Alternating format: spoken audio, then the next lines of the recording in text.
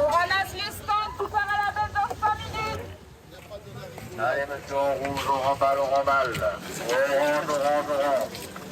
Au plus fort des ventes, les policiers sonnent la fermeture du marché. Il est à peine 10h30. Allez, on range tout.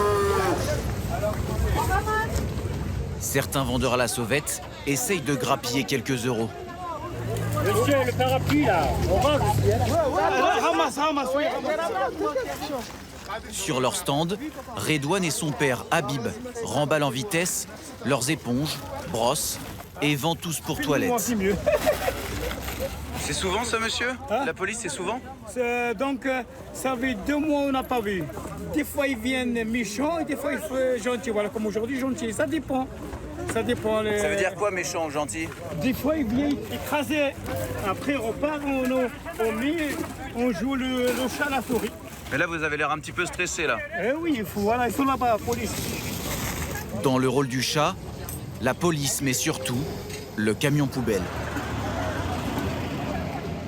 Pour ne pas qu'elle finisse dans la benne, Habib doit vite cacher ses marchandises.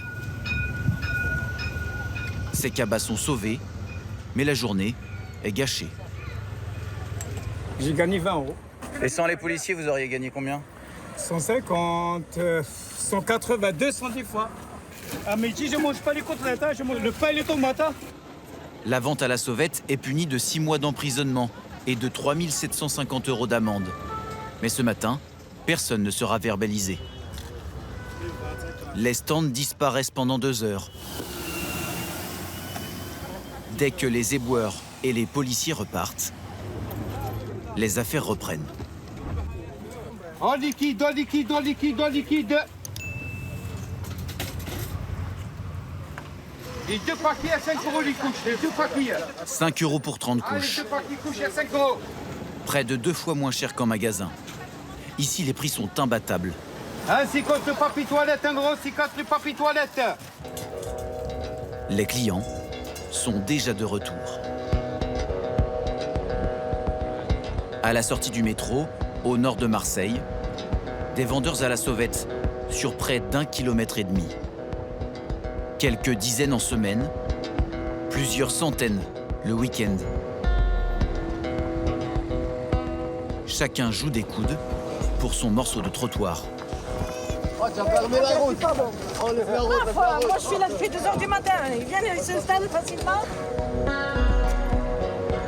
Officiellement, ce marché n'existe pas. Il prospère pourtant depuis plus de 15 ans. D'où est là? Des tas d'objets d'occasion, récupérés dans les poubelles, mais aussi Non, 1,40 €, on le fait 1,30 €. des étals de fruits et légumes, aussi appétissants que sur un marché classique. Des produits d'hygiène et du quotidien neufs, et d'autres aux origines plus douteuses. Bonjour messieurs. Bonjour, on a des montres à peur. Ce supermarché clandestin attire des milliers de clients. Allô, thank you, allô, thank you. Avec l'inflation, il est devenu vital pour de plus en plus de monde.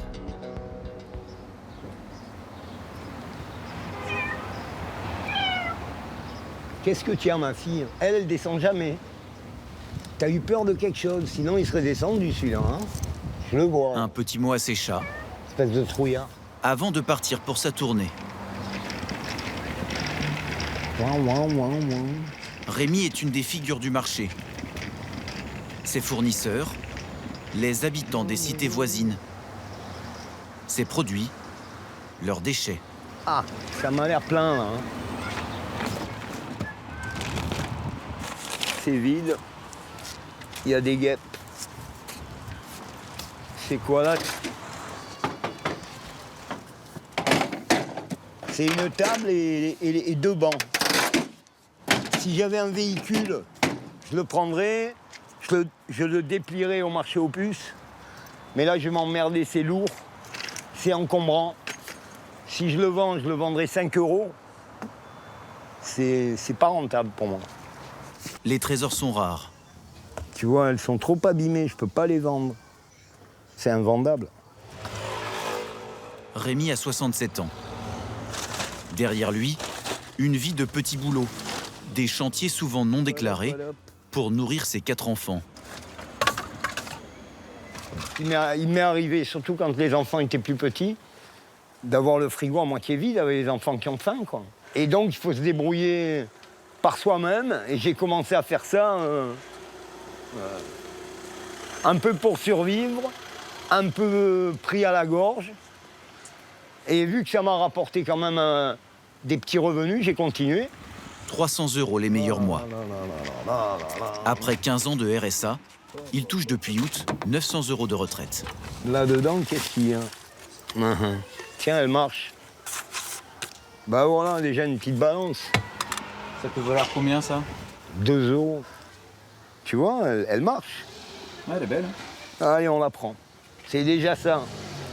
Et pour ce soir, ce sera tout. Bon, je vais à la cave, les gars. À 2 jours du marché, la récolte est maigre, mais cela n'inquiète pas Rémi. Je vais vous mettre de la lumière. En 20 ans de récup, il a eu le temps de faire du stock. Tiens, ça, je risque de l'amener parce que c'est nickel. C'est une petite friteuse pour célibataire, tu vois. Elle a jamais servi. C'est quoi ça? Ça, c'est un truc pour donner de l'eau dans les poulaillers, tu sais, pour les poules. Et au-dessous? Dessous, c'est une paire d'enceintes, je crois. Ouais. Oh, comme ça. Des 3 voies. J'ai vendu des sextoys. Ça paraît trop. Notamment dans la boîte, un truc délirant. Fluo, transparent, avec plein de branches, on va dire. Non, mais il y a vraiment de tout, tu vois. Des trucs comme ça, il y a des bouquins. Il y a même les chaussures à Cendrillon, tu vois. C'est bling-bling, ça marche. Souvent, au marché, je file des choses, je les donne. Tu sais, des fois, tu rencontres des gens, ils sont tellement pauvres. Tellement pauvres. Moi, ça me touche, quoi. Je peux pas... Moi, je suis pas du tout pour le chacun de sa mère, quoi. Voilà. Tu vois, ce genre de truc, c'est en bon état, quand même. Et quand est-ce que tu décides de les revendre? Ben, quand j'ai vraiment besoin de ronds. Si j'ai vraiment besoin d'argent, que j'ai rien, je rentre là, je choisis des trucs en me disant, tiens, si c'est l'été, des maillots de bain, par exemple. Si c'est l'hiver, des gros manteaux. Samedi, il espère notamment vendre cette vieille scie circulaire, 10 €. Et la casquette, elle est là. Qui c'est qui miaule? Hein, les chiens? Hein, par exemple? Avant de partir au marché, La machine à laver, donc. dernière vérification. Alors. Eh ben, elle marche pas, tu vois. Elle marche pas. Voilà, tu vas en faire quoi du coup? La ferraille. Je vais la démonter pour la vendre à la ferraille en pièces détachées. Le marché est à 300 mètres de chez lui. Il est 11 h. Les premiers vendeurs sont arrivés bien avant l'aube. Rémi cherche un bout de trottoir assez grand pour déballer tout son chariot. T'espères faire combien là aujourd'hui? Si je fais 15 €, je suis content. Si je fais plus, je suis encore plus content. Là, je soigne la présentation. Je la fais 10 €. 10 €. Voilà. À débattre, hein. Tu me fais un prix? Ah ben oui, il n'y a pas de souci, hein. Moi, je suis venu pour ça, moi, pour faire des prix aux gens. Des prix mais pas de garantie. Sans pile, impossible de savoir si elle marche vraiment. Les Sénégalais au marché, dedans, ils vendent les montres, ils vendent les piles. Il te la change, le gars. Pour 5 €, il te vend la pile et il te la met dedans. C'est que je la prends. Allez, ça roule. C'est impeccable, merci. Mais j'ai payé une affaire. Je pense. Combien? Les bracelets? Oui. 1 €. Ah non. Mais tu en prends plusieurs, je te fais un prix. J'en suis à 26,50 et des cacahuètes. Le bouquin de Zemmour. Le personnage ne me convient pas trop. On est tous d'accord. C'est de la science-fiction. Ça me fait penser à Astérix. Moi, ça me fait du bien pour le lien social. Et quand j'en ai assez de parler à mes chats, je viens me parler avec des gens. Ça combien ça? Quoi? L'ensemble pour enfants? Donne-moi 2 €. 1 €, allez. 1,50. Mais la plupart des clients ne viennent pas au marché clandestin pour le plaisir de chiner. Tu me donnes un persil, s'il te plaît? Un persil et une citron. Citron jaune ou vert? Jaune. Avec l'inflation, Zora n'a plus le choix. C'est ici qu'elle fait ses courses pour la semaine. Les avocats, vous allez à Carrefour, vous allez les payer à 2,50 € la pièce, ou 2 € la pièce. Ici, vous avez les 3 pour 1 €. Les bananes, elles sont à 1 € le kilo aussi, vous allez les trouver. Les raisins, pareil. On vient ici pour se nourrir franchement maintenant. Sur ces étals clandestins, elle achète aussi des conserves. Le thon, c'est impossible de le trouver à 1 € hein, dans les magasins. Là, vous l'avez à 1 €. Avant, on allait à Carrefour, on allait à Lidl, on allait dans les magasins. Et maintenant, non. Je ne pourrais même plus vivre sans ça. On vit ici, mais franchement, on a honte quand même de venir ici. Pourquoi? Parce que le problème, c'est un peu dégradant quand même. Vous voyez les gens qui vont acheter à Carrefour, ils vont acheter dans les magasins de luxe et tout, et nous, on vient ici acheter des choses à 50 centimes, 1 €. Vous voyez? Le marché a remplacé les grandes surfaces pour tous les besoins du quotidien. Fournitures scolaires aux prix imbattables. 1 € les 4 brosses à dents. 1,50 € les 10 rasoirs. Des étals entiers de produits neufs et emballés. Avec parfois un choix digne des magasins spécialisés. Elles sont à combien les coques? 4 € la pièce. Des bonnes affaires qui posent une question. Comment vous arrivez à avoir des prix aussi bas, vous? Parce que je connais bien les grossistes. Et les grossistes, ils vendent à tout le monde. Hein. Ils ne demandent pas ni carte de commerçant, ni rien du tout. Je vous dis honnêtement, pour le moment, un grossiste, il doit faire la facture, demander le cabis. Il ne demande rien, hein. Il prend, vas-y. Le cabis, c'est la carte d'identité des commerçants professionnels, indispensable pour acheter en gros. Les vendeurs à la sauvette préfèrent s'en passer. Dans le centre-ville de Marseille, le quartier des grossistes. Bonjour. En caméra cachée, nous prétendons être des commerçants ambulants. À l'intérieur, les mêmes produits que sur le marché. À partir de combien on peut acheter Chez nous, c'est parti de 200 € d'achat. À partir de 100 €, c'est bon. 200 €. De 200 €. Oui, nous sommes grossistes. Ok. Mais j'ai pas besoin de carte professionnelle. Normalement, vous êtes obligé de faire enregistrement chez nous, parce que je dois enregistrer les données de clients, par exemple Gabis. Après, si je veux acheter comme ça, c'est pas très grave. Grâce à cette combine, les vendeurs clandestins peuvent acheter leurs produits au même tarif que les commerçants classiques, mais sans rien déclarer, et donc sans payer de taxes. Nous avons fait le test chez 5 grossistes, toujours la même réponse. Non, c'est pas la peine la casse, ça dépend. Ça dépend. Des fois oui, des fois non. À partir de 50. À partir de 50, pas besoin de carte pro, c'est bon. Mais après avoir payé leurs marchandises, quelle marge reste-t-il aux vendeurs? Ouais, 1 € mon poteau, 1 €. Dans un petit sachet. Voilà. Alain et sa femme Rana vendent des produits d'entretien. Celui-là, je le paye 75 centimes. Je le vends 1 €. C'est quoi? C'est pour le parterre. Celui-là, je le paye 2,60 €. Je le vends 3 €. Des marges que l'ancien routier et sa femme estiment minimum. Non, non, même les petits, c'est 1 €. Parce qu'on paye ça. Avec eux, pas de négociation, même pour un rouleau de scotch. C'est quoi 1,60 €? Des scotch 1,60 €. Je ne vais pas vous donner, messieurs. Voilà. Tu veux le tarif que moi je ne gagne pas. Alors tu vois un peu. Ouais, ici, c'est dur à travailler. Voilà. Alors, tu prends quoi là? Explique-moi. Ah ça, 2, voilà, ouais, 2, voilà. OK. Tu sais très bien qu'à 1,60 €, je ne peux pas te le laisser. Hein? On n'en parle plus. Allez, merci et bonne journée, mon pote. Allez. Et après, j'y donne à la patronne. C'est qui la chef dans le... Ma femme. C'est moi, la chef. Pourquoi? Parce que je suis très méchante. C'est pour ça. Je ne laisse pas faire. Tiens, madame, merci et bonne journée. Voilà, tiens, je vais mettre ça ici. Pour compléter une petite retraite, 900 € chacun, ils travaillent tous les week-ends. Je prends la caisse, je range. OK? Arrange bien, hein? Allez, je prends cette caisse là. Ça a été une bonne journée ou pas? Maigre. Assez quand même pour s'assurer des fins de mois plus confortables. Allez, on va dire, gros, allez, 200 € par mois. De gains. De bénéfice. De gains. Tiens. 200 € directement dans sa poche, sans taxe et contrairement à un marché classique, sans emplacement à payer. Allez, mange.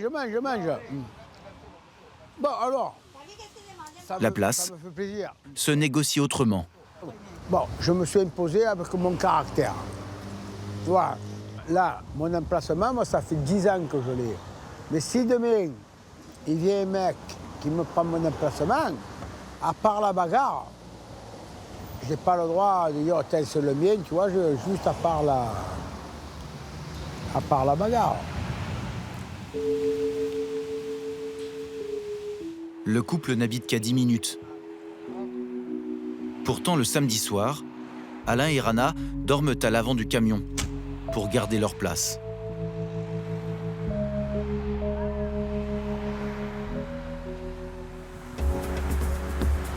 Une loi de la jungle qui attire les petits trafiquants. Dans la foule, des vendeurs de cigarettes de contrebande, 2 fois moins chères. 40 € la cartouche. Ça, c'est 45 €. Non, mais un paquet. C'est pas le Marlboro? J'ai eu Marlboro. 5 €. 5 €. Ah, d'autres Merci. Merci. Mais aussi de la contrefaçon et des stands qui disposent d'improbables arrière-boutiques. Alors moi ici je vois une sacoche, c'était ma sacoche avant, léger, 2 € la pièce. Et ça c'est un petit rétro pour ceux qui n'ont pas de rétro. En cas où, ici c'est, on va dire, c'est la marchandise qui est vite fait. Et là je garde toujours les bons trucs sur moi. Et eux, je pourrais me faire facilement 50, 60 € la pièce dessus. Il y a des montres Apple si ça t'intéresse. Hein. Combien belle? À savoir, t'entends laquelle. Il y a celle-là avec le code, celle-là elle est sans le code. Ah ouais, il faut le code. Neuves, ces montres connectées sont protégées par un code comme les téléphones. Et ils ont tous les deux pas de chargeur. En boutique, elles valent 500 €. Ah ouais, tu fais combien? À savoir, celle-là j'en demande 100, t'entends. Et celle-là j'en demande 80. Ah ouais. Exactement. Tu vois c'est quoi? Voilà. Merci à toi, tonton. Quand tu fais sans le code, ça veut dire quoi? Sans le code, c'est que... ce qu'elle n'a pas le code, en fait. C'est-à-dire elle est bloquée? C'est-à-dire, elle est bloquée. Il y en a une de eux, elle est bloquée à la personne à qui je l'ai acheté. Je vais pas passer par Katmandou, il se l'est procuré. On va pas dire que je suis un receleur aussi, non plus. Mais, je vais pas lui rentrer dedans d'où tu l'as eu.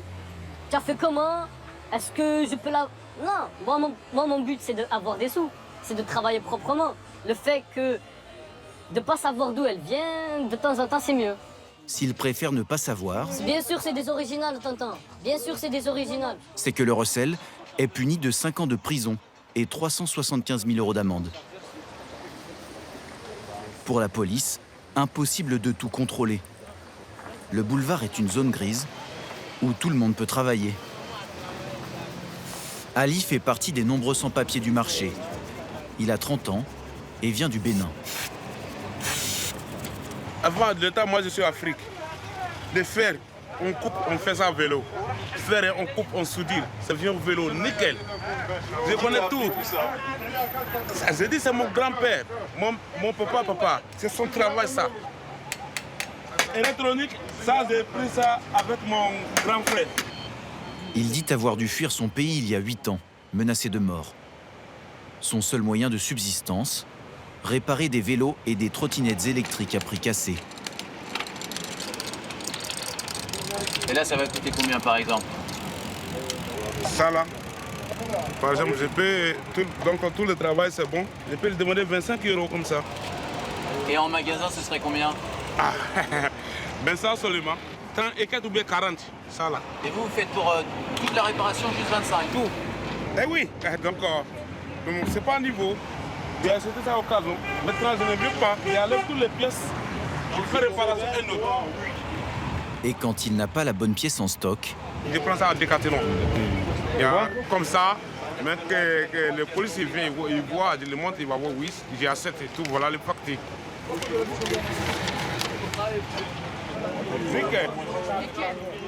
Son petit business lui permet de louer une chambre à 120 €. Merci. Bonne journée. Et d'envoyer de l'argent à sa famille. Ah oui, oui, oui. Il a même assez de travail pour engager des renforts. Il y a les gens ici, ils viennent, ils cessent le travail ici, ils ne trouvent pas. Donc je vois et j'aide les gens un peu, c'est mieux. Maintenant, j'ai 6 personnes maintenant. Plus toi. Ouais. Tellement il y a de boulot. Oui. La file d'attente est si longue qu'Ali doit stocker les vélos et trottinettes de ses clients. Ouais. Avant, j'ai un magasin, je laisse les marchandises pour les gens là-bas. Un jour, les voleurs sont allés, ils ont cassé, ils ont pris les trottinettes là-bas, plus 50 trottinettes. Wow. J'ai fait 2 mois, j'ai payé ça. 2 mois. Désormais, il loue ce box sécurisé, 220 € par mois. Tu as vu? Tout ça, c'est pour le client. Tout. Moi, j'ai gagné un bon garage. Je me donne un bon coin. Il y a beaucoup de choses que je peux faire. Je ne peux pas faire ça là-bas. Tu arrives à garder la motivation? D'accord. Tu sais, la vie, tout, il faut prendre un peu. Grâce à Dieu, tout ça va marcher. Ah oui.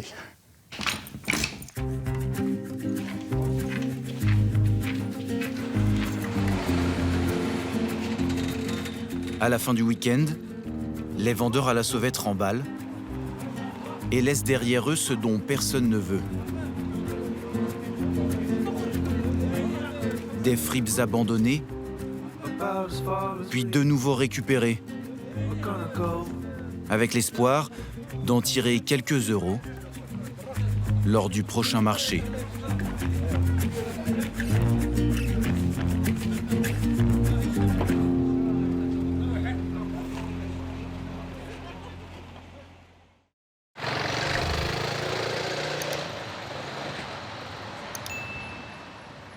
Il était 00h30, avec mon compagnon, on était en train de s'endormir et on a entendu des détonations, enfin des coups de feu dans la rue. Donc on s'est précipité à la fenêtre ici pour voir ce qui se passait. Et de là, j'ai vu une voiture partir très rapidement. Dimanche dernier, à la Joliette, Coralie assiste médusée à un règlement de compte sur fond de trafic de drogue, loin des quartiers nord, en plein centre-ville de Marseille. On s'est mis directement à la fenêtre ici et on a vu un corps d'un homme allongé sur le trottoir et qui bougeait pas. Et du coup, plusieurs personnes autour qui avaient l'air assez paniquées et qui demandaient d'appeler les secours. Armés de fusils d'assaut, les tueurs ciblent des adolescents devant un snack. Un mineur de 16 ans perd la vie. 2 jeunes de 14 et 15 ans sont grièvement blessés. Il y a un gars d'une vingtaine d'années qui est arrivé très grand, il s'est garé en plein milieu de la route, il n'a même pas fermé sa voiture, il a couru, il a foncé vers le corps.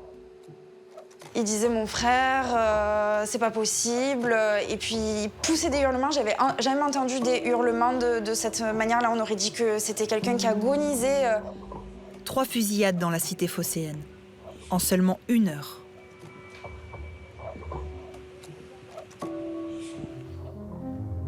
La première éclate à 23h30, au pied de la cité du Castellas. 2 jeunes de 23 et 28 ans sont tués. 3 autres personnes sont touchées.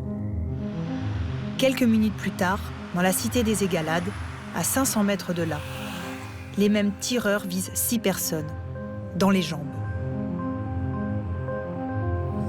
À 00h40, à la Joliette, tout près du Vieux-Port, d'autres assaillants rafalent les 3 adolescents. Marseille se réveille sous le choc. La procureure pointe une guerre de territoire.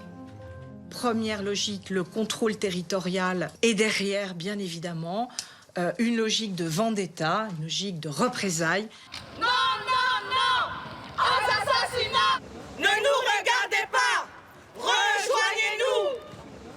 Le lendemain, au Castellas, derrière cette banderole, un collectif de familles de victimes crie sa colère et sa peur. Dès qu'on entend un bruit, on est tous là parce que On habite à Marseille, et à Marseille, ça tire à tout vent. Dès qu'on entend un bruit, on est là. Oui, bien sûr qu'on a peur. Vous aimeriez vous sortir dans un quartier où tous les jours ça tire? Laisser vos enfants en bas descendre? Quel parent va laisser faire ça? Et pourtant ça arrive. Parmi les manifestants, Leïla. Son neveu de 23 ans, Tarek, a été abattu dans la nuit. On souhaite tous dans tous les quartiers, mais une seule personne, il faut la sécurité avant tout. La sécurité avant tout. Nos jeunes se meurent.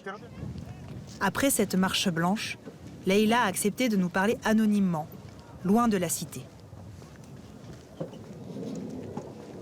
C'est mon beau-frère qui m'a appelé le soir, à minuit et demi, je crois qu'il était minuit et demi, en me disant voilà, on a tué Tarek. Oui, c'est choquant, même si c'est pas votre propre enfant, c'est horrible, il faut arrêter tout ça. On a toute la famille qui est attristée, on a tué toute une famille. Le soir du drame, Tarek buvait un thé avec ses amis, à la sortie de la mosquée. À en croire sa tante, cet intérimaire n'était pas mêlé au trafic de drogue, n'avait pas de casier. Il serait une victime collatérale. Je vous en parle, j'ai les frissons. C'était un garçon gentil, on pouvait que l'aimer. Il avait passé son permis, il s'était acheté sa petite voiture. Il avait un travail qui tombait tous les mois, il avait un salaire qui tombait tous les mois. C'était pas un voyou. Au Castellas, la seconde victime, Ahmed, chauffeur-livreur de 28 ans, est mort devant cette pharmacie. Il y a aussi 3 blessés. Selon Ibrahim, habitant du quartier, les tueurs ont tiré sans cible précise pour semer la terreur dans la cité. Quand je suis descendu, c'était la guerre. C'était vraiment comme du terrorisme. J'ai vu le jeune par terre, que je connais très bien. J'ai vu un autre jeune par terre, pareil, que je connais. On envoyait de partout, on ne savait plus où mettre les yeux, où regarder. Et voilà, la seule chose, c'est de parler avec eux, essayer de les laisser, qu'ils ne s'endorment pas. On habite le quartier, on a peur, balle perdue, balle perdue pour rien. Tout le monde se dit, on va déménager, c'est la première chose, voilà. On est pris en otage. Depuis le début de l'année, Marseille compte ses morts. 14. Une violence devenue banale et parfois filmée. Cette poursuite entre 2 hommes est saisie par une caméra de vidéosurveillance, le 17 mars dernier, quartier de la Morolette.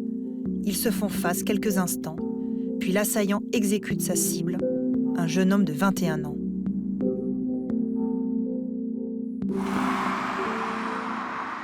La plupart des règlements de compte sont le fait de 2 clans qui contrôlent la cité de la Paternelle, dans les quartiers nord.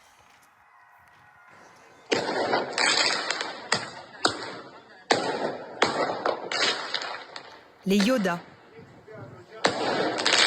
et les Magas s'affrontent pour le contrôle des 4 points de vente de la cité. On appelle ça les fours.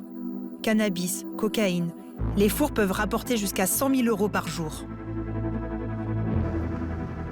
Les riverains, eux, vivent dans la peur, comme ce travailleur social qui préfère rester dans l'ombre pour nous parler. Moi, à la Paternelle, il y a 2 réseaux et ils se battent pour avoir le monopole à un moment donné du marché. Il y a des tirs de Kalachnikov le soir, régulièrement. Il suffit de se balader, en tout cas en bas de la cité, là où il y a justement les réseaux. On voit des balles par terre, on voit des impacts de balles sur les murs. Ça effraie donc les familles. C'est une prison pour les habitants. Ils ont le droit de circuler jusqu'à 17h. À partir de 17h, ils sont tous enfermés. En ce milieu d'après-midi, plusieurs enfants se rassemblent autour de nous. La paternelle, on l'aime bien, mais on veut partir. À part que... Mais pourquoi tu veux partir de la paternelle? C'est trop chaud. C'est que t'as peur de quoi? D'avoir des tirs, tout ça? Ouais, de mourir. D'avoir la peur, quand tu vois les mecs cagoulés qui veulent tirer de partout. Ah non, mais ça tire souvent. Ça tire souvent? Tout le temps. Comment souvent? Il n'y a pas un jour où je dors serein chez moi.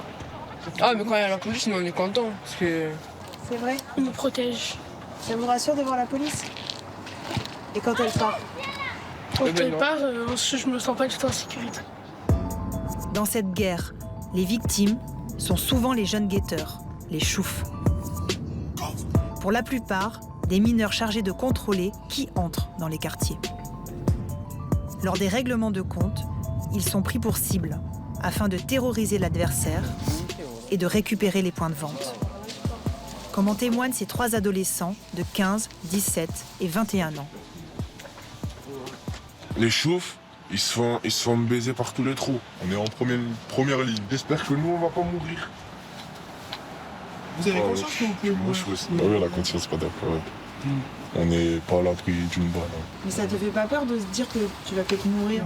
C'est la vie, c'est comme ça. On choisit pas. Je sais pas de quoi il fait demain. C'est comme ça. Ouais, il y a ma vie qui est en jeu. Mais en fait, quand t'as connu que ça, et je vous mens pas, je préfère rester dans ça que d'aller travailler. 1500, 1300, c'est pas beaucoup. Combien vous gagnez au mois là à peu près? C'est entre 3000 et le double d'un salaire. Qu'est-ce que vous faites avec cet argent du coup? On achète des habits. Hein. Des habits, à manger, on défauche nos mamans, nos petites sœurs, nos petits frères. Des sous au bled. Marseille peut-elle sortir de cette guerre de territoire? Pas si sûr. À en croire un convoyeur de drogue de 22 ans, touché par des tirs de Kalachnikov lors d'un règlement de compte. Le sang appelle le sang et le sang, il n'est pas prêt d'arrêter de couler, je peux vous le dire. Et comment on peut arrêter ça? Est-ce que le fait que l'État mette des policiers, comment on peut arrêter ça? Alors comme je vous ai dit, dans ce milieu-là, on oublie l'État. L'État, c'est nous. C'est-à-dire, à Marseille, c'est les quartiers, l'État. C'est vraiment pas la police. Je peux vraiment vous expliquer. Et quand les personnes qui tuent des enfants, qui font n'importe quoi, vont y passer, je peux vous dire que le calme va revenir, le beau soleil va ressortir et tout le monde va profiter de cet été à la mer. Et tout le monde sera content. 10, 20, 30, 1, 2, 3, vous m'annoncez qu'on serait prêt à faire mouvement. On va pas tarder à se déplacer sur la prochaine cible. Le lendemain des fusillades, la CRS 8 arrive en renfort depuis la région parisienne. Cette unité a été créée il y a 2 ans pour intervenir contre les violences urbaines. Pour l'instant, on fait 2 colonnes. La première colonne, c'est 10, ok? 12 fourgons, 65 policiers prennent la direction de Fontvert, dans les quartiers nord.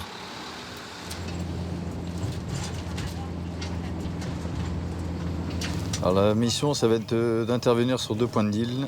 Un point de deal qui est tenu au niveau du bâtiment C, l'intersection C, là où on voit la feuille de cannabis. Et le deuxième point de deal au bâtiment E, donc à l'arrière. À l'arrivée des policiers, les dealers ont disparu. Il y a quelqu'un rentré, c'est ça, c'est le point de deal? Non, parce que les mecs ont fui dans le bâtiment là. D'accord. Le point de vente est vide. Sur les murs ne restent que les prix et les impacts de balles de Kalachnikov, stigmates des règlements de compte. Dans les étages, les hommes partent à la recherche de caches de drogue et d'armes.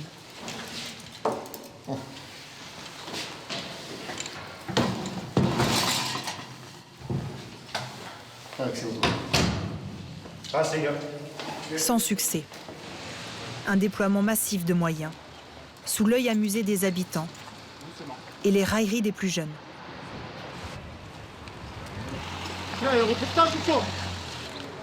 Ils sont habitués à ce genre de démonstration de force.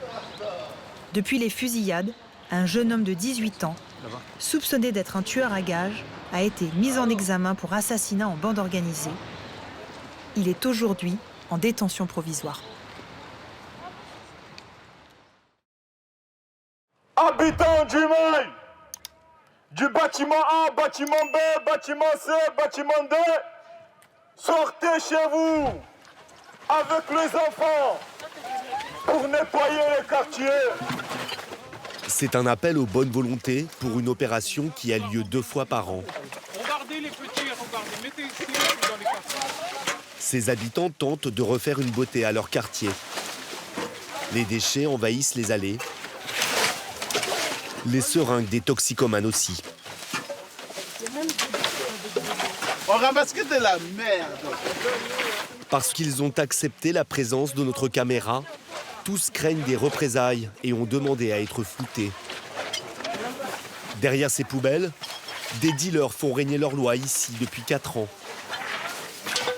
Étonnamment, eux aussi participent à l'opération en balayant devant leur point de vente.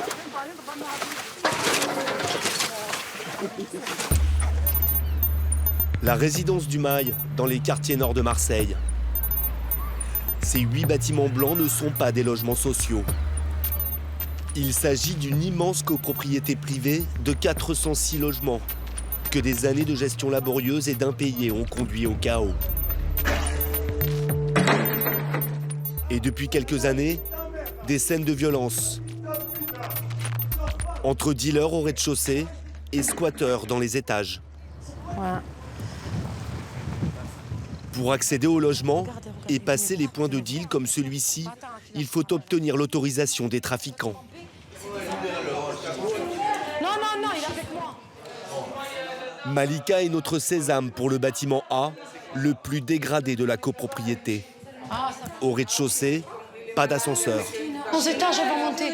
11 étages avec les béquilles, mais c'est pas normal. Les deux sont en panne, l'un depuis même 3 ans. Est-ce que ça vous dérange d'être filmé? De dire ce que vous pensez? Malika est la seule à avoir accepté de témoigner à visage découvert. Elle a vécu 20 ans au Mail, mais n'y habite plus. Elle ne craint pas les représailles. C'est quoi ça? Non, mais c'est rien, mais ما تخافش مش بوليسية. Les trafiquants ont pris possession des 2 premiers étages. Ils affichent leurs tarifs sur les murs et les appartements abandonnés leur servent de QG. Aqila, qu'est-ce que tu fais? Tu es une malade. Non, tu es folle, ne fais pas ça. Yalla, regardez. Il n'y a rien qui est branché. C'est pas possible. Au bas des compteurs à gaz, c'est dégueulasse. Des cadavres de rats au milieu des bouteilles. C'est terrible, hein? C'est à cet étage que vit une amie de Malika. Salut! Fatima est locataire. Elle habite ce 4 pièces depuis 8 ans, seule avec ses 8 enfants. Vous avez pas vu dans le couloir le gros trou qu'il y a? Ça, c'est le rat. Lequel? Ça, c'est les rats. C'est le trou? Il y a des... Regardez. Et ils arrivent quand, les rats? Le soir et le matin. Le soir et le matin? Vers minuit. À minuit? C'est là. Ils passent ici, ils sont là. Si les rats, ils sortent. Ils sortent là le soir, ils tombent ça, après ils passent, ils rentrent à la cuisine. C'est Malika. La voisine, elle, vit au milieu des cafards. Vous avez l'air fatigué. Voilà. Après. Je peux rentrer, ouais. Le truc cassé à la garde là. Là, il casse, j'ai mis un papier la garde. Ça fait longtemps qu'il est là. Garde le cafard. Font rien. Dans la cage d'escalier, nous croisons Émilie. Bonjour. Vous montez à pied? Vous habitez quel étage? Je suis infirmière. Ah, pardon. Et tous les jours, vous montez à pied et vous descendez? 2 fois par jour, cette infirmière à domicile monte voir son patient au 9e étage. On travaille essentiellement dans les quartiers nord, donc c'est vrai que voilà, il y a beaucoup de... Il y a beaucoup d'habitations qui sont délabrées, mais bon, voilà. À ce point-là? Celle-là particulièrement.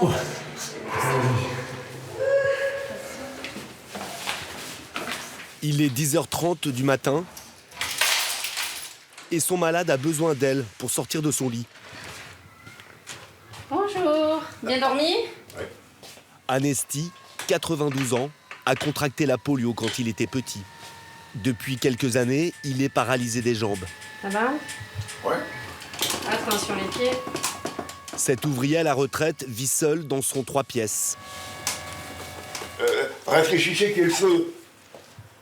C'est énorme ce que je suis en train de dire là. Vous faites comment? Je suis grillé comme un lapin ou quelque chose dans ce goût-là. Voilà. Sans ascenseur dans sa tour. Et voilà. Cloué à un fauteuil roulant, Anesti n'est pas sorti de chez lui depuis 3 ans. À ce soir, Mimi. Passez une bonne journée. Vous aussi. Émilie, l'infirmière, son aide à domicile et ses enfants sont ses seuls liens avec l'extérieur.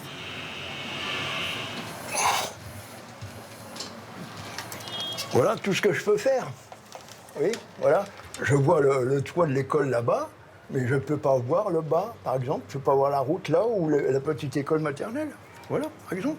Le bas de chez vous, quoi. Voilà, le bas de chez moi, je ne peux plus le voir, oui. Oui. Anesti ne peut pas voir non plus le point de vente de drogue juste en bas. Il n'existait pas quand il a acheté son logement en 1986. À l'époque, la plupart des habitants de la résidence sont des propriétaires. À la fin des années 90, beaucoup mettent leur logement en location pour partir à la retraite. Un tiers des nouveaux habitants vit sous le seuil de pauvreté. Les impayés de loyers et de charges se multiplient et des logements restent vides. Une tragédie va accélérer la chute de la copropriété. Le 17 juillet dernier, un immeuble prend feu à une centaine de mètres du Mail. Il est 5 h du matin. L'incendie aurait été allumé par des dealers pour faire fuir une centaine de squatteurs nigérians. Bilan, 3 morts. Dans les semaines qui suivent, les rescapés vont se réfugier juste à côté au Mail. Dans le bâtiment A, 18 logements sur 46 sont aujourd'hui squattés.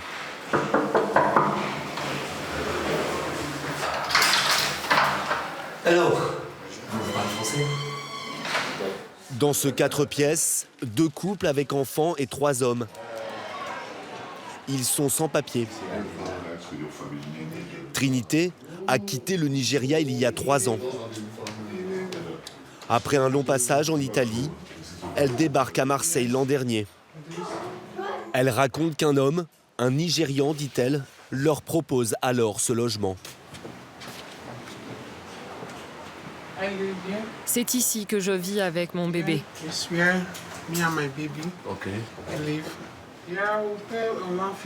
On paye environ 150 €, mais parfois le gars vient et il demande 200. Et ça cause des problèmes, beaucoup de problèmes. Et si tu ne payes pas, il se bagarre avec les gens ici, donc c'est pas bien. C'est une situation courante dans les squats marseillais.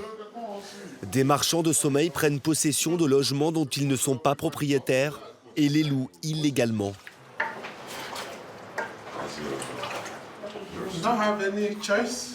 On n'a pas le choix. On n'a pas d'autre endroit où vivre. À qui appartient cet appartement? Personne dans l'immeuble ne le sait vraiment. Le syndic de la copropriété n'a pas souhaité nous donner cette information. Dans le bâtiment A, ils ne sont plus que 4 propriétaires à habiter leur logement. Le dernier à avoir acheté est au 12e étage. Mohamed, 35 ans, s'est installé en 2019. À l'époque, l'immeuble n'était pas aussi dégradé. Les ascenseurs fonctionnaient et les parties communes étaient nettoyées. Il croit faire une bonne affaire et il paye 40 000 € pour ce 3 pièces, avec vue sur la baie de Marseille. L'accession à la propriété était un rêve pour cet Algérien arrivé en France il y a 10 ans. Pas payer, aller chercher faire des vacances et claquer l'argent. 100 €, je sais pas comment, pour une basket ou pour une veste. J'ai pensé à le plus important, c'est avoir une maison. Quand on a ça, ça veut dire qu'on est à l'abri. Le rêve se transforme en cauchemar. Il n'a qu'un souhait, partir du Mail, mais son appartement a perdu la moitié de sa valeur. Il est estimé à 20 000 €. J'ai pensé à vendre. Mais je ne veux pas vendre dans cet état. Et déjà, où on va partir si on va vendre? Je suis propriétaire, pour que je retourne locataire. C'est pas faisable. Je l'accepte pas. Coincé entre un appartement qui ne vaut plus grand-chose et un quartier qui se dégrade, Mohamed continue à payer ses charges. 585 € par trimestre. S'il ne le fait pas, ses impayés lui seront prélevés quand il vendra. Une ligne le révolte tout particulièrement. Il me demande de payer les charges d'ascenseur. 64 €. Ils sont où les ascenseurs? On a un papier pour payer les charges de syndic, mais on n'a pas de syndic, on n'a pas de service. 0 service. Et les factures, ils sont toujours là. C'est logique qu'il y a beaucoup de propriétaires, ils ont abandonné leurs biens. Ils n'arrivent pas à louer, ils n'arrivent pas à vendre, ils n'arrivent même pas à habiter. Mohamed veut nous présenter ses voisins du dessus, un couple de locataires qui vit au 14e étage. Regarde, à cause des ascenseurs, les gens ne peuvent pas jeter leurs poubelles. À cause des ascenseurs qui ne marchent pas. C'est vos 2 appartements, bonjour madame. La femme attend un enfant. 14 étages enceinte de 5 mois. Là, j'étais à l'hôpital. Il m'a dit que peut-être je peux avoir une fausse couche à cause de truc. J'ai mon petit qui a 6 ans, il va à l'école. Je le ramène, je descends. Là, j'en peux plus. Là, c'est trop. Là. C'est vous qui l'amenez à l'école? Ouais, c'est trop. Parce que lui, il travaille, c'est moi que j'en occupe de mon fils enceinte, j'arrive plus là. Pourquoi payer pour des ascenseurs en panne? Pourquoi ne pas les réparer en urgence? Là encore, le syndic a refusé de nous répondre. Il a rejeté toutes nos demandes d'interview. Le budget de fonctionnement de la résidence s'élève à 950 000 € par an. Mais à cause des impayés de charges, la copropriété a accumulé 800 000 € de dettes. Monsieur, pour l'extincteur? Ouais, c'est bon. Allez, je vous ouvre maintenant. Les gardiens, eux, touchent encore leur salaire. Il y en a un par immeuble. Celui-ci est payé 1 700 € net par mois et il semble dépassé par la situation. Regardez les planches, ils jettent par la fenêtre. Je peux pas tout gérer, hein. J'ai 15 étages à nettoyer, j'ai à l'extérieur, parking, derrière ici. J'arrive plus à gérer. Venez voir. Ils jettent des télévisions, des canapés, des frigos, tout. La veille, comme chaque jour, il a pourtant nettoyé cette zone. Voilà. Si ça tombe sur moi, qu'est-ce qu'elle va me tuer? C'est quoi ça? Une bouteille de pipi. Pourquoi ils jettent? Pourquoi ils jettent? Je comprends pas, monsieur. Voilà, je suis vraiment fatigué. Fatigué moralement et physiquement, je suis vraiment fatigué. L'homme est à l'image de la résidence, à bout de souffle, et qui cherche un remède à sa dérive. Une dérive qui est sur le point d'emporter une autre résidence privée à 2 km de là. Le parc Corot, 376 logements sur 5 hectares qui n'ont de parc que le nom. Cette barre, le bâtiment A, est murée depuis 2019. Elle était entièrement squattée. Après leur expulsion, les occupants illégaux se sont rabattus sur la tour de 16 étages juste derrière le bâtiment C. Aujourd'hui, plus de la moitié de ce bâtiment est squatté. Et les propriétaires ont abdiqué, découragés par une dette colossale de leur copropriété, près de 2 millions d'euros. Tous les mois, là, on voit de la merde partout, mais avant, c'était pas comme ça. C'est depuis que c'est cela. Johan possède 4 appartements dans la tour. L'un de ses biens a été squatté.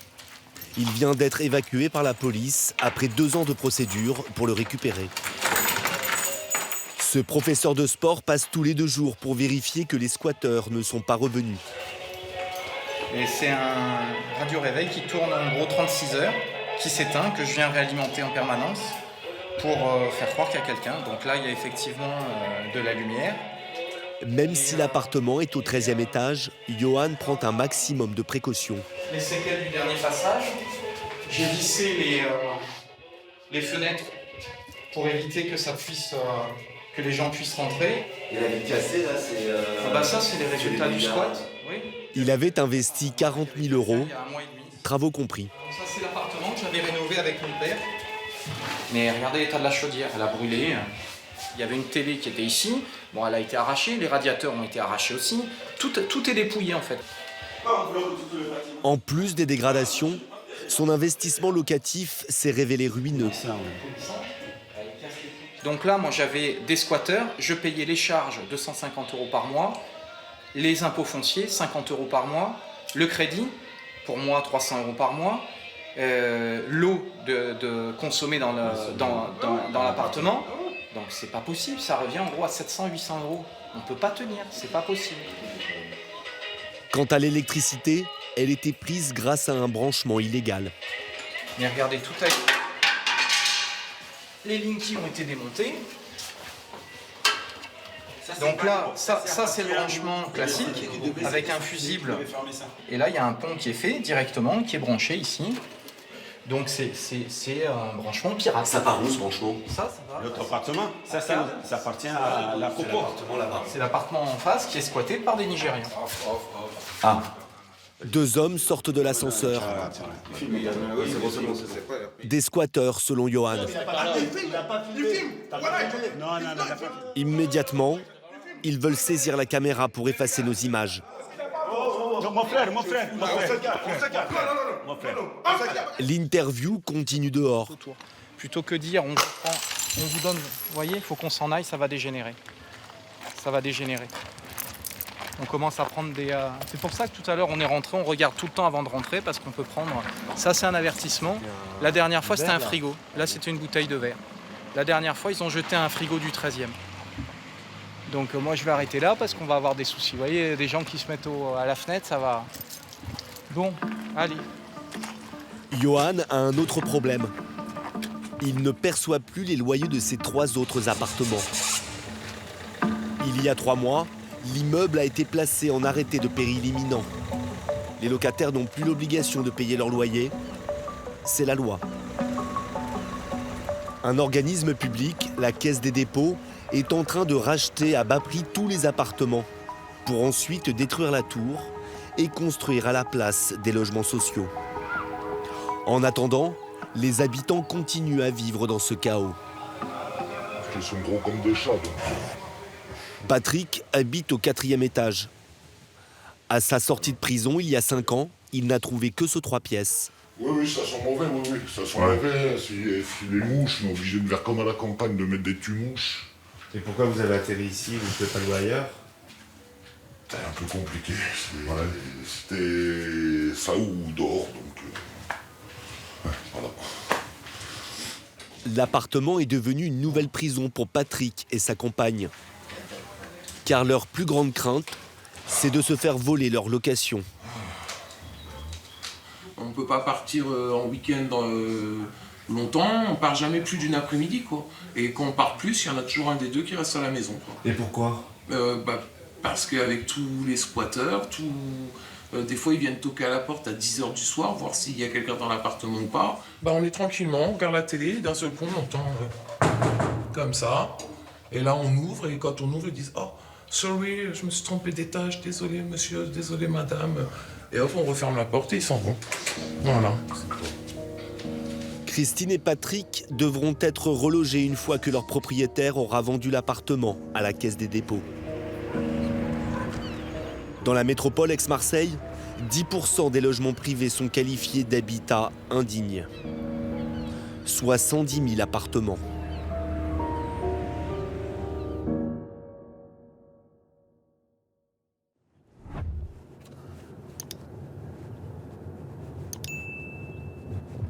Eh ben, en plein milieu, ben voilà, en plein milieu. Alors là, c'est champion du monde.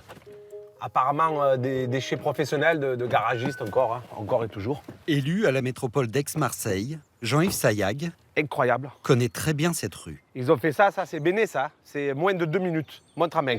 C'est-à-dire, ils font comment? Ils arrivent avec le camion, ils se mettent là, il n'y a personne, c'est entre midi et 2, on mange, bzzz, il baigne et il part tout en baignant et au fur et à mesure, la benne se remet en place, il fait le tour et il part. Depuis 2 ans, il est responsable de la lutte contre les décharges sauvages. Un fléau qui défigure ce quartier. On voit les ingrédients de peinture. Donc oui. Et toute la cité phocéenne. Avec son ami Gérard Vaiana, un retraité engagé pour l'environnement, ils font quotidiennement la chasse aux pollueurs. En fait, c'est une voiture qu'ils ont démontée, ça. 3008. Parmi l'amas de pièces détachées, de l'huile de vidange qui se répand sur le sol.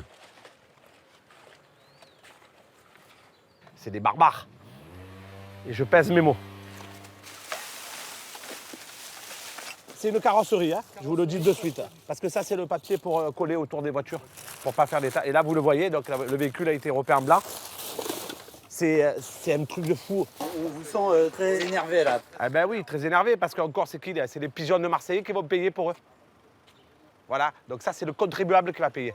C'est pas normal, c'est à eux de traiter leurs déchets. Ils sont pas contents, qu'ils se cassent, direct, qu'ils changent de métier. Il y a des règles, personne ne les respecte, les règles.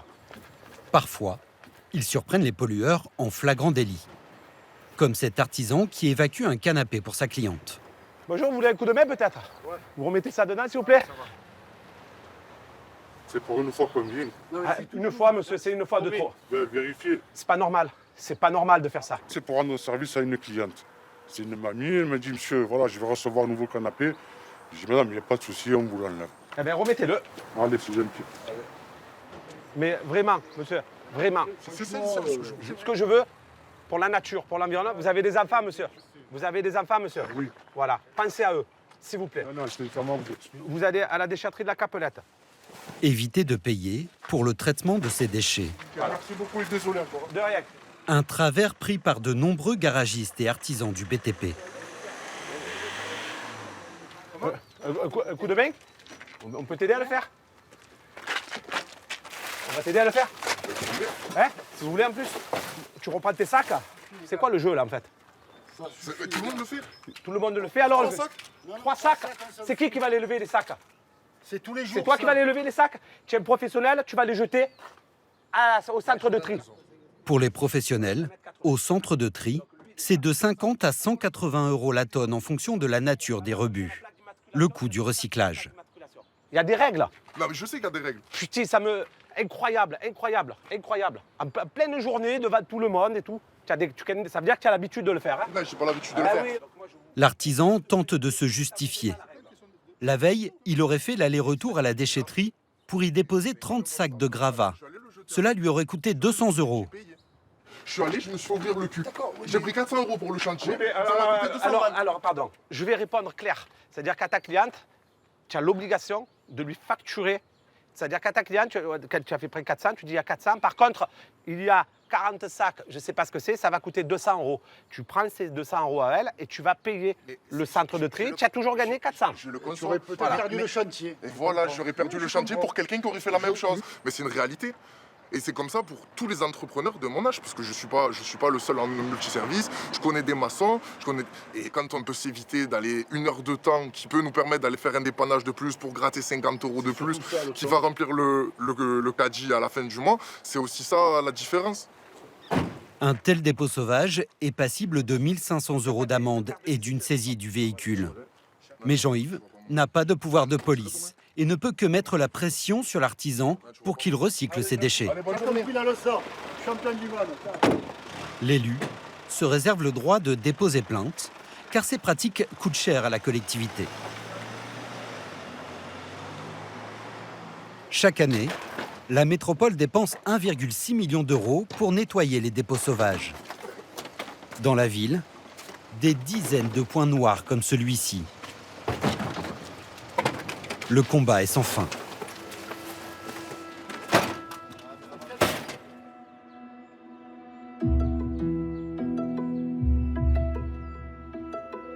À quelques kilomètres de Marseille, l'une des plus grandes décharges illégales de France.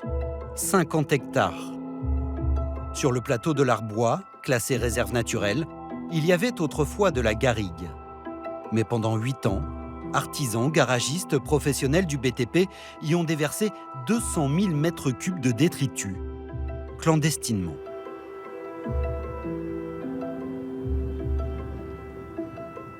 Tous les amoureux de l'environnement, bien le bonjour. Gis pour vous accompagner, toujours en direct de l'Arbois, Aix-en-Provence. Regardez comme c'est magnifique tout autour. Voilà, dès qu'on pose les yeux ici, on revient à la guerre. Il y a 2 ans, les autorités ont bloqué les routes d'accès et récemment nettoyé une parcelle de 5000 mètres carrés. Insuffisant pour Jean-Yves, qui dénonce régulièrement cette situation sur les réseaux sociaux. Il est suivi par 10 000 internautes. Vous voyez là, jusqu'au bout, c'est des déchets. C'est incroyable. Les voitures de partout, des bateaux, des pneus, du gravat, vous en voulez. Là, c'est sur une hauteur de à peu près 4-5 mètres. Il y a déjà des commentaires. 59 partages. C'est quoi l'intérêt de tout ça? Le bourrage de crâne. Voilà, donc moi je suis toujours le lanceur d'alerte, donc jamais je ne cesserai parce que j'arrêterai uniquement quand ça sera nettoyé. Son combat pour l'environnement a commencé en 2017, bien avant d'être élu à la métropole. À Marseille, Jean-Yves est propriétaire d'un snack. Mais tout autour, le parking est à l'époque un cimetière de voitures. Et je vais vous montrer ce qui se passe dans ma rue, parce qu'il y en a plein de cul. Hop là. Premier véhicule abandonné. Deuxième véhicule abandonné. Hein? Alors là, vous avez un joli Renault Master. Après plusieurs appels à la mairie pour faire enlever les épaves, il décide de poster sa colère sur Facebook. Bien sûr, signaler. Faites quelque chose, ça ne déconne, faites quelque chose. Il y en a marre de vivre dans cette merde. Voilà. Donc nettoyez, s'il vous plaît, nettoyez, levez-moi ces véhicules de merde. Voilà. À bon entendeur, salut.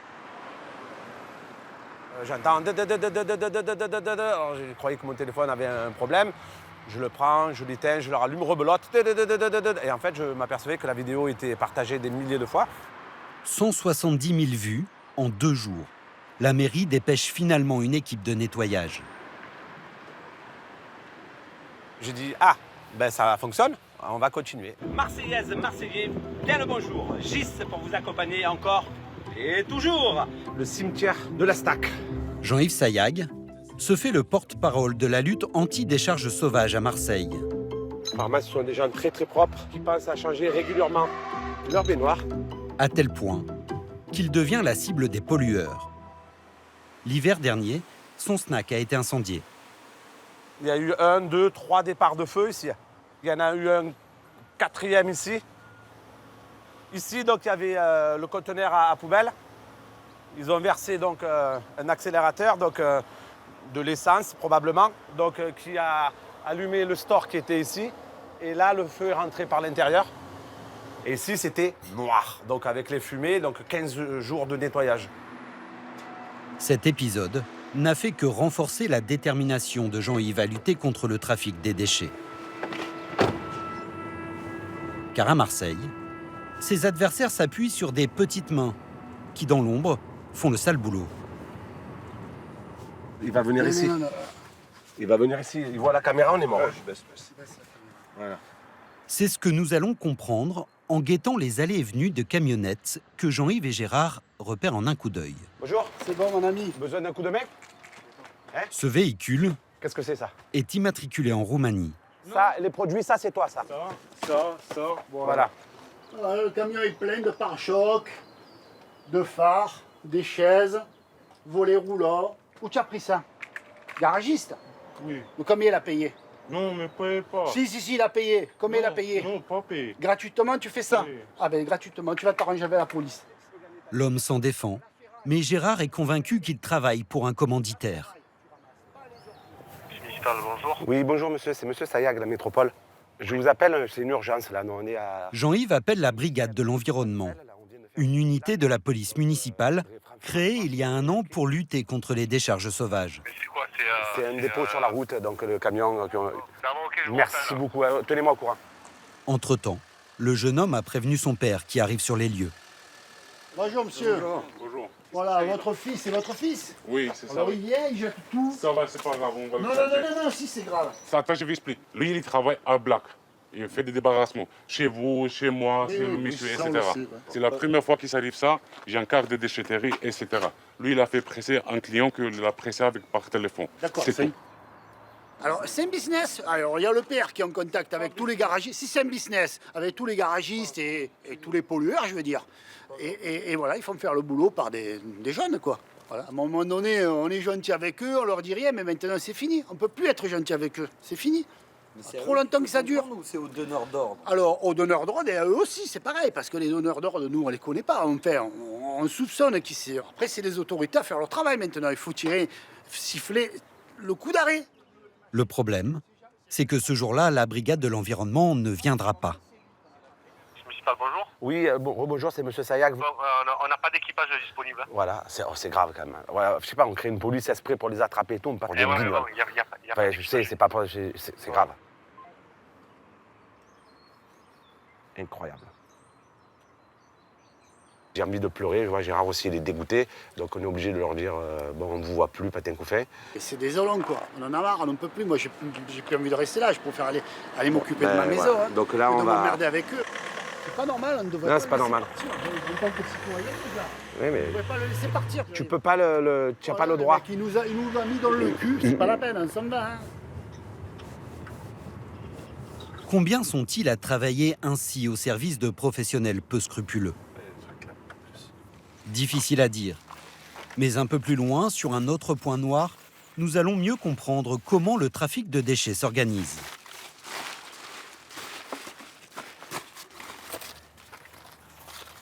Enfin, c'est la Chambre des commerces donc, qui écrit. Sur ce terrain vague, Jean-Yves fait une découverte surprenante. Au milieu des gravats, un paquet de lettres destinées à plusieurs personnes qui portent toutes le même nom. Vous avez le nom, là, le prénom. Le même nom encore avec un autre prénom. Le même nom avec encore un autre prénom. Il y a une entreprise, 2 entreprises, 3 entreprises, 4 entreprises, 5, 6, 7, 8, 9, 10, 11, 12. Et toutes à la même adresse, quoi. Oh, c'est grave quand même. Sur son téléphone, Jean-Yves découvre qu'il s'agit en fait d'auto-entrepreneurs qui se sont trahis en jetant ces courriers en même temps que les gravats.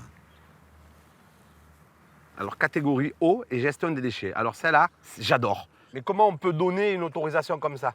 Récupération des déchets triés. Triés, ouais. Pour Jean-Yves, des auto-entrepreneurs indélicats qui se font payer pour ramasser les déchets, mais ne les trient jamais et les jettent sur le domaine public. C'est du lourd, hein. À l'adresse indiquée. Voilà, il y a leur camion là. Voilà. Voilà, ils ont leur truc des camions. Voilà, 1, 2, 3 camions. Des camionnettes immatriculées en Roumanie. Nous accompagnons Jean-Yves et Gérard en caméra cachée. Bonjour. Devant cette maison, 2 hommes travaillent la ferraille. On va retrouver du courrier à vous. On voulait savoir si... Il y a des gens de votre famille là-dedans ou... Ouais, je connais tout le monde. C'est pas tous la famille, mais ouais, je les connais. Donc, en fait, ma question elle est simple. Qu'est-ce que ce courrier faisait au milieu des gravats? J'ai aucune idée, mais moi je suis jamais ça. Moi j'ai plein de feuilles au contraire. Le mec de la poste, il les jette. Lui, c'est peut-être le mec de la poste. Ah ouais, ça c'est le mec de la poste, il a pris... Avant-hier, on s'est embrouillé avec lui. Bon, Ok, monsieur. L'homme nie sa responsabilité dans un quelconque trafic de déchets, mais reconnaît que toutes ces auto-entreprises sont domiciliées ici. Eux, ils font du gravat. Ils ramassent, ils ramassent des gravats. Ils font tout, ouais. Là-bas sur le sport, ils font tout. Et c'est payé combien le ramassage de gravats? Non. Il y a un moyen de les joindre Je crois pas, non. Parce qu'ils sont, quand ils sont en France, quand ils sont en Roumanie, quand ils sont en Allemagne, voyage, un coup bien, un coup pas. C'est ça, oui. Et ils ramassent des déchets partout. Oui. Leur tarif serait 3 à 4 fois moins cher qu'une entreprise qui respecte les règles du recyclage. Ah voilà, il faut que ça se calme. Hein? Allez, merci. Hein? À ce prix-là, personne n'est dupe. Les artisans et les garagistes savent nécessairement que leurs déchets ne franchiront jamais la barrière d'un centre de tri. À Marseille, toute une filière s'est structurée. Elle possède même désormais ses propres déchetteries clandestines en plein cœur de la cité phocéenne. À quelques pas du stade Vélodrome, jouxtant un camp de Rome, ce hangar de 5000 m² abandonné par l'armée depuis 2018. À l'intérieur, des milliers de tonnes de déchets, déversés ici à l'abri des regards. Aucun risque de se faire repérer.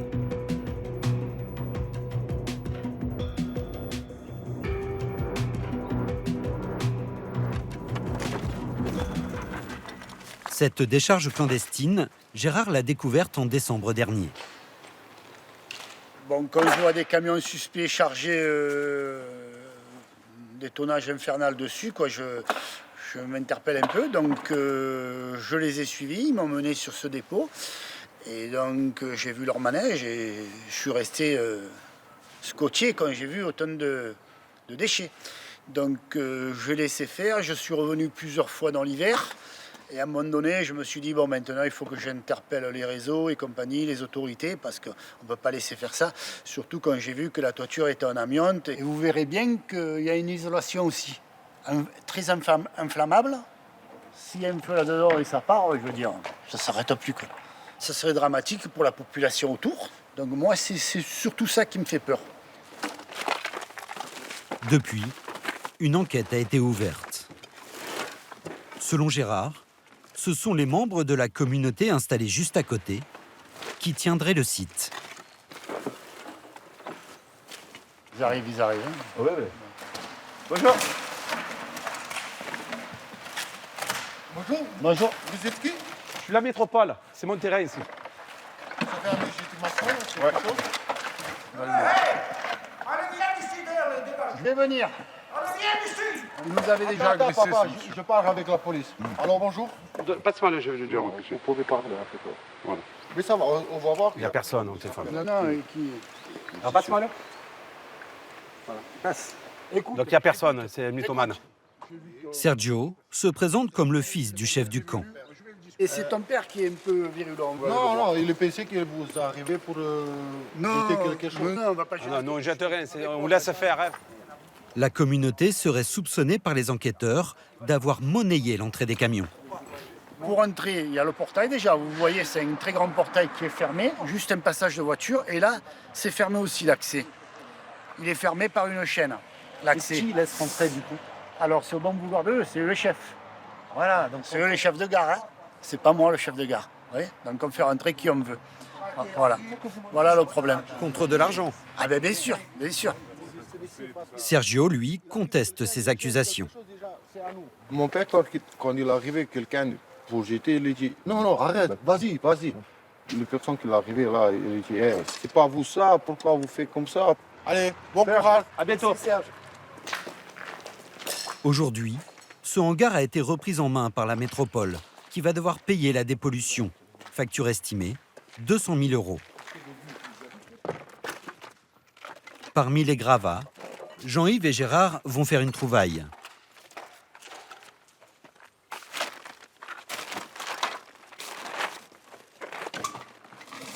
Regardez, des trucs avec le drapeau français, c'est des trucs de l'État. On trouve des trucs vraiment... Voilà. Ça, c'est l'ARS, c'est du médical, l'ARS. Moi, j'ai trouvé une fois des trucs, des archives de la police même. Dans des pas là, hein, dans des endroits. C'est un truc de fou. Médecin du monde, regarde, tu en vois. Voilà. Rapport moral. Ouais. Ce qui ne devrait pas être là. On est d'accord. On va avec ces documents. Plusieurs mètres cubes de matériel au nom de l'ONG qui vient en aide aux plus démunis. Des cartons entiers de prospectus. Il y a des tasses, des verres, des autocollants. Et en fait, c'est un kit pour faire plaisir. Il doit avoir le pins ou le truc de la fleur, c'est quoi? Voilà. Et le petit badge médecin du monde. Comment ce matériel de médecin du monde s'est-il retrouvé ici?